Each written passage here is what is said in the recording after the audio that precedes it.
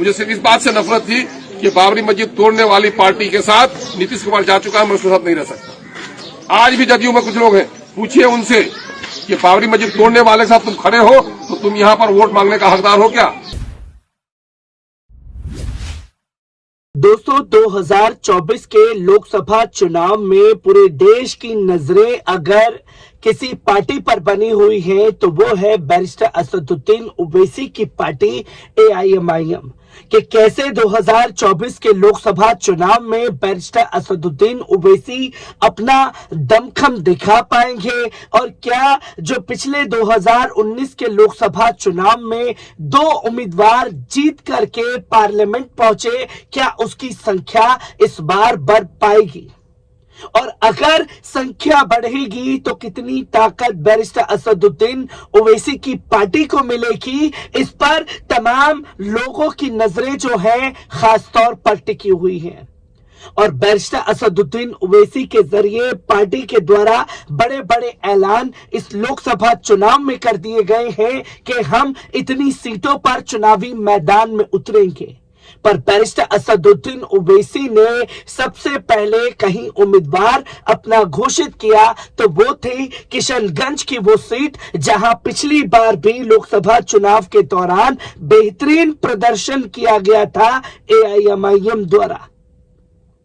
और इस बार भी चुनावी मैदान में बैरिस्टर असदुद्दीन ओवैसी की तरफ से अख्तरुल ईमान चुनावी मैदान में है तो भारतीय जनता पार्टी और JDU के गठबंधन में जो भाजपा के ही उम्मीदवार कहलाएंगे उनको भी आज टिकट दे दिया गया अख्तरुल ईमान के खिलाफ में, जहां किशनगंज से JDU भाजपा के उम्मीदवार बने हैं मुजाहिद आलम।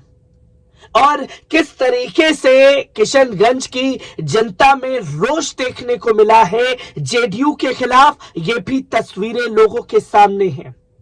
और मुजाहिद आलम को लेकर के किस तरीके से प्रचार प्रसार किया गया और JDU के बारे में जैसे ही ऐलान हुआ तो क्या कुछ अख्तरुल ईमान ने कहा है, पहले उनके बयान पर नजर डालिए। जहाँ तक जदयू का ताल्लुक है मेरे भाई, कान खोलकर सुन लीजिए, मैं सच बात बोलता हूँ और किसी डरता नहीं हूँ। जदयू और बीजेपी में जर्रा बराबर का फर्क नहीं रहा। मैं नीतीश कुमार के साथ आया था 2014 में, भाजपा से अलग करा के तब उनके पास आया था। आज जो ही देखा कि बीजेपी से पेंगे बढ़ा रहा है, मैंने छोड़ दिया उस वक्त। आपको मालूम होगा, आप लोग नेता लोग हैं, कोई भी नेता पार्टी छोड़ता तो पहले दूसरी अपने जगह बना लेता है, तब छोड़ता है। अभी अली सिर्फ पार्टी छोड़ रहे हैं तो इधर राजद से बात कर लिया, तब जदयू को छोड़ रहा है। लेकिन 2014 में जिसमें पार्टी छोड़ा, मेरे सामने अंधेरा था, कोई पार्टी नहीं थी। मुझे सिर्फ इस बात से नफरत थी कि बाबरी मस्जिद तोड़ने वाली पार्टी के साथ नीतीश कुमार जा चुका है, मैं उसके साथ नहीं रह सकता। आज भी जदयू में कुछ लोग हैं, पूछिए उनसे कि बाबरी मस्जिद तोड़ने वाले के साथ तुम खड़े हो तो तुम यहाँ पर वोट मांगने का हकदार हो क्या? नमाज की हालत में लात मारा जाता है। इस्लाम धर्म ये कहता है कि दूसरे धर्म का आदर करो, दूसरे के मंदिर का, दूसरे के गुरुद्वारे का आदर करो और अपने धर्म के आदर्शों का पालन करो। हिंदू धर्म भी कहता है कि दूसरे धर्म के साथ लड़ाई मत करो। ये धर्म के अज्ञानी लोग, धर्म का जिन लोगों ने राजनीतिकरण किया है, वो धर्म के नाम पर लोग लड़ाई लड़ा रहे हैं। कोई माई का बेटा हो तो उसके पैर में मालिश करूंगा। 25 साल से एक्टिव पॉलिटिक्स में हूँ। हम लोगों ने हिंदू मुसलमान की राजनीति नहीं की। MIM जो कुछ भी कर रहा है वो सीमांचल की लड़ाई लड़ रहा है। सीमांचल एक कश्ती है, उसमें हिंदू मुस्लिम सब सवार है, पार उतरेगा तो सब कोई, कश्ती डूबेगा तो सब कोई। मैं सबकी लड़ाई लड़ रहा हूँ। इसलिए भाई और लोगों को आपने मौका दिया है, कांग्रेस को तो बार बार मौका दिया, एक बार हमको मौका दिया, एक बार हमको मौका दिया। मैं आपकी लड़ाई लड़ रहा हूँ। जदयू भाजपा में जा चुकी है, भाजपा को आप वोट नहीं देंगे। बाबरी मस्जिद तोड़ने वाली अगर भाजपा है तो कांग्रेस बाबरी मस्जिद को ताला खोलने वाली है। एक बार तो हमको मौका दीजिए। हम हिंदू मुस्लिम इत्तेहाद की भी लड़ाई लड़ते हैं, सीमांचल के हक की भी लड़ाई लड़ते हैं। मुसलमानों की आवाज कोई नहीं उठा रहा है। कांग्रेस पार्टी का स्टेट प्रेसिडेंट है अखिलेश सिंह, अभी राज्यसभा का मेंबर बनाया गया। आज से 4 दिन पहले उसका बेटा लिखता है कि CAA का कानून लागू होना चाहिए। मरता मोर साथ दो सबको हिंदू मुस्लिम समाज से गिनती बात नहीं हुई। मुखिया जी छपा पानू तो कनु के रूप समाज से खुद ही तो साथ दे ईदा इलाकर विकास से लड़ाई हुई। ईदा इलाकर बहुत अनदेखी बोलती हिंदू मुस्लिम समारोह शोषण में। तो टैक्सर पैसा ले दिल्ली और पटना सजा ले। 100 रुपया आप जो खून पसीने की कमाई कमाते हैं, अगर सरकार टैक्स हटा दे तो 100 रुपए की लुंगी 50 लोग। ये 50 रुपया जो सरकार टैक्स लेता है, इससे 20 रुपया दिल्ली को जाता है, 30 रुपया पटना को जाता है। और ये दिल्ली और पटना में बैठा हुआ बेईमान कोई दिल्ली को सजा रहा है, कोई पटना को सजा रहा है, हमारे सीमांचल को आज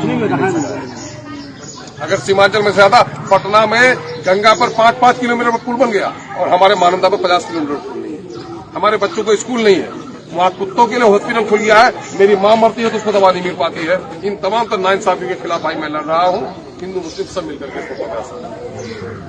क्या इरादा है आप लोगों का?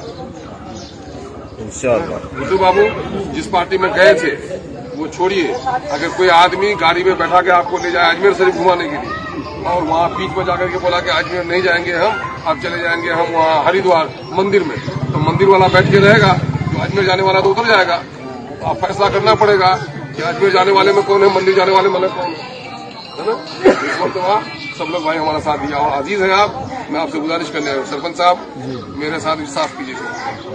क्या भाई दीजिएगा साथ इंशाअल्लाह। मोर खिलाफ कांग्रेस राजद जदयू बहुत पैसा खर्चा कर दो।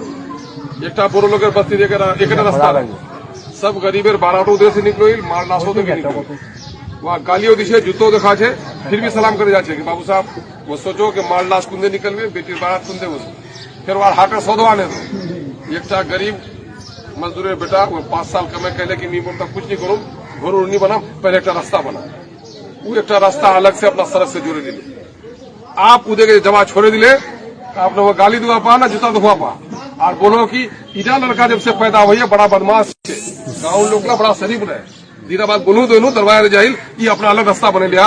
राजद जदयू कांग्रेस वही कर रहा है कि अख्तर ईमान बहुत बदमाश है। इनके लोगों के गर्दन पर हाथ भी देते थे फिर भी टिकट के लिए मेरे पास खड़ा रहता था। आज अख्तर ईमान टिकट बांट रहा है, इसको हराने का काम। नीतीश कुमार ने चारों आदमी को भागने के बाद भी मुझे यही कहा सरपंच साहब रमजान के दिन है अख्तर साहब अकेले रह के क्या कीजिएगा, आप पार्टी में आइए, राजद अच्छा लगे या जदयू आप मंत्री बन जाइए, लेकिन अख्तर ईमान का अल्लाह का शुक्र है मैं गरीब का बेटा हो सकता हूं लेकिन दिल का अमीर हूं। मेरा कदम नहीं डगमगाया। मैं कहूंगा कि वजीर जो बना अपने गांव का भी काम नहीं कर सका और मैं पार्टी बना हूं तो नस्लों का काम करूंगा। आज अपनी पार्टी बना रहे। आपने सुना कि किस तरीके से अख्तरुल ईमान साहब का साफ तौर पर कहना है कि मैं 2014 में जेडीयू के साथ था, भारतीय जनता पार्टी से उसका गठबंधन जैसे ही हुआ मैंने पार्टी छोड़ दी। और कई राजनीतिक पार्टी अगर छोड़ी जाती है तो दूसरी पार्टी के लोग आपको ऑफर देते हैं। हमने हर एक ऑफर को ठुकरा दिया। हमने पूरी तरीके से किशनगंज के अंदर जमीन पर लोगों से जुड़े रहे और जनता की सेवा जो है इसी तरीके से करते रहे। पर आज मुजाहिद आलम किस मुंह से किशनगंज की जनता से वोट मांगेंगे? वो किशनगंज की जनता क्या ये भूल जाएगी कि बाबरी मस्जिद को शहीद करने वाली भारतीय जनता पार्टी के उम्मीदवार जो हैं वो मुजाहिद आलम घोषित हुए हैं? क्या इन चीजों को जनता भूल जाएगी? इसके बारे में खुल करके अब जुबानी जंग भी तेज हो चुकी है। जहां मुजाहिद आलम का सामना इस बार जो है अख्तरुल ईमान से है तो वहीं कांग्रेस के उम्मीदवार का अभी तक इसमें ऐलान नहीं हुआ है।